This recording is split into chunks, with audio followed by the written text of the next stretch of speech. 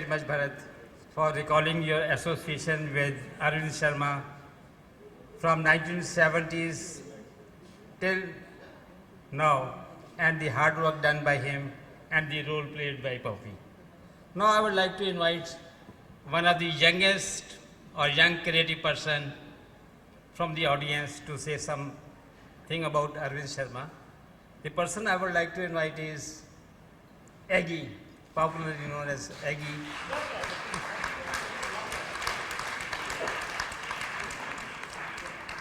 Aggie is one of the most awarded and influential people in the Indian ad industry.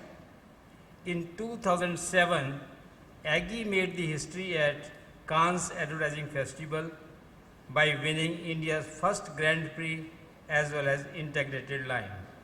That win broke the glass ceiling for India at the Oscars of World Advertising and opened the doors of the industry to many international honors in the years to come. Since then, Aggie's work has gone on to win almost every creative recognition and has even received commendation from the British House of Commons.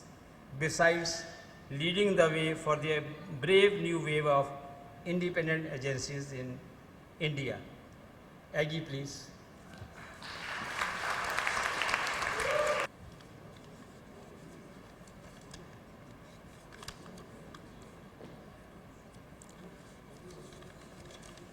So this is for all the times you tried to cut my copy short. No, but I'm feeling very hungry, so I'll make it as short as I can.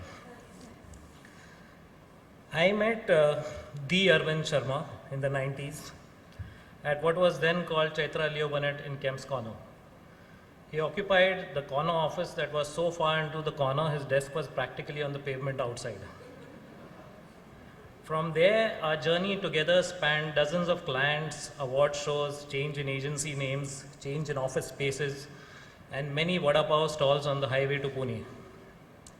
And today I can say with enough evidence that Arvind is not just a man of many parts, he is a part of many men and women.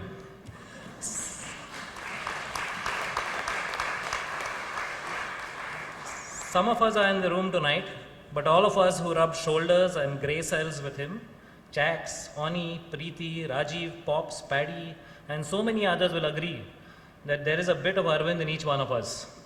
In my case, as Colvin would know at JWT, it pops out at the most inappropriate times. Of all the many compelling qualities to describe Arvind, the one that stands out most for me over the years is his unending, limitless fount of positive energy. No cause was lost, no stone unturnable, no odds too high for the man with the perennial plan. Sometimes when we had a particularly frustrating day or a bad result and were feeling low, I would try not to meet Arvind for a while, because he would not even allow me the little dose of self-pity that I so badly craved and I felt I had earned. So he would just be bustling with ideas on what to do next. Let's go for Agency of the Year. No. What about Asia Pacific Agency of the Year? No. Global Agency of the Year. He was never afraid of raising the bar. At times it felt like he raised the bar so high so that some people could just walk under it.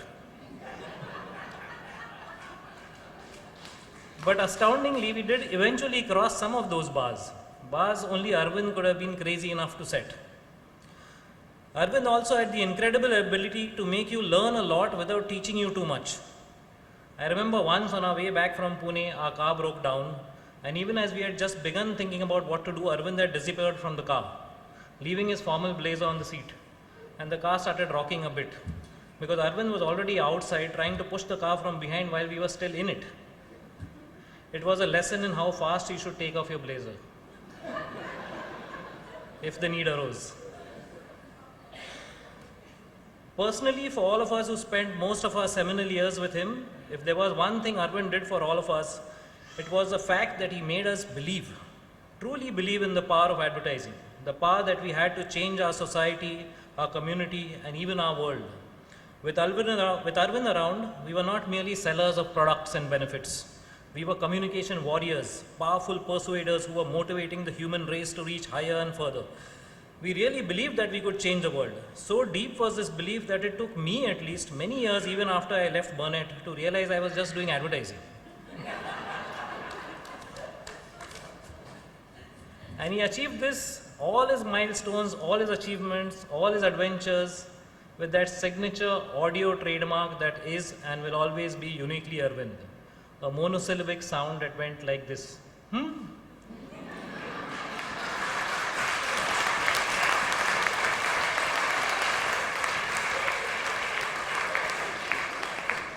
So Aggie, how's it going?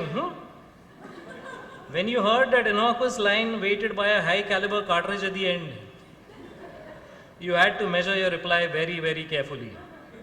It could be an exclamation mark, it could be a question mark, it could mean he was happy, it could mean he was upset, it could mean he was thinking, it could be a pat on the back, a kick in the rear, a closed issue, or an open challenge. Same sound, many different Arvind Sharmas.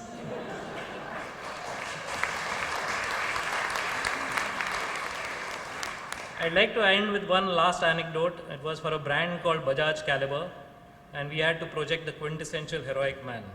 It was the 90s. So, Arvind put down his typically blunt objective for the campaign, and he said, Aggie, forget your headline and your copy and your baseline. After seeing this campaign, if people don't say, what a man, then we've lost the campaign. So I went for the presentation to Pune and came back, and he said, how was the presentation? Did the client say, what a man? I said, no, he was okay, he liked the campaign, but he didn't say, what a man. So then we had the pre-production meeting, and he said, how was the pre-prod? Are we going to get what a man? And by now, irrespective of what I wrote, the whole agency was referring to this as the What a Man campaign. And I said, no, the pre-prod was fine. No What a Man, but I think we'll get. We went for the shoot, we came back. How was the shoot? Did we get enough footage for What a Man? I said, yeah, I think so. And then we did the edit and made the film, and I showed it to him, and he said, I'm not getting What a Man. And we changed the edit and changed the music, and then one day finally he said, now I feel What a Man. To cut a long story short, the campaign went on to win awards, did well for the client, did well for the agency, but today it is time to return that line to the person who truly deserves it. Arvind Sharma. What a man.